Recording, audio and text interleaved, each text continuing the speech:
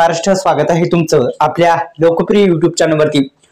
मित्रांनो, पीएम किसान योजनेच्या नवीन जे रजिस्ट्रेशन आहे ते घरबसल्या कशा पद्धतीने करायचं, तुम्ही घरबसल्या सुद्धा करू शकता किंवा सीएससी सेंटर द्वारे सुद्धा करू शकता।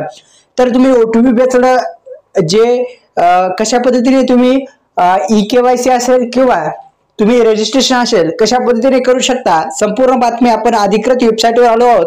आणि सुरुवातीस आल्याच्या नंतर असा इंटरफेस दिसेल तुम्हाला आणि सुरुवातीस तुम्हाला न्यू फार्मर रजिस्ट्रेशन हा पर्याय आणि ई-केवायसी हे दोन पर्याय फार महत्त्वाचे आहेत।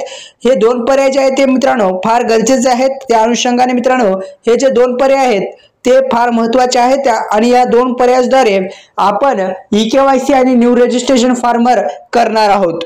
तर सुरुवातीला तुम्ही जर याच्यावर न्यू फार्मर रजिस्टर क्लिक केलं तर तुम्हाला असा इंटरफेस दिसेल। आता इथे काय काय माहिती भरायची संपूर्ण माहिती आपण जाणून घेऊ।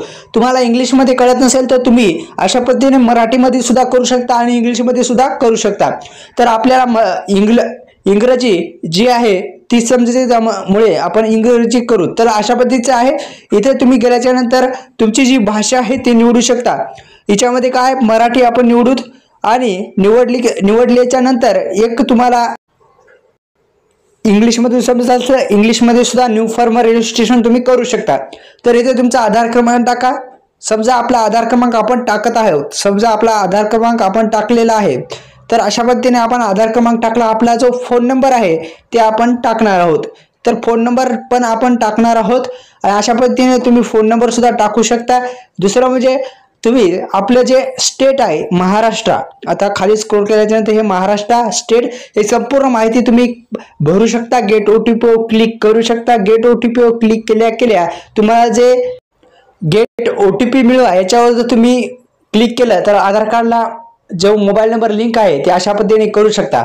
आता दुसरं तुम्हाला एक आता ई-केवायसी कशी करायची, तर याच्यावर क्लिक करा, तुमचा आधार क्रमांक टाका आणि ओटीपी बेस्ड ई-केवायसी तुम्ही अधिकृत वेबसाईटवर करू शकता। धन्यवाद। जय शिवराय।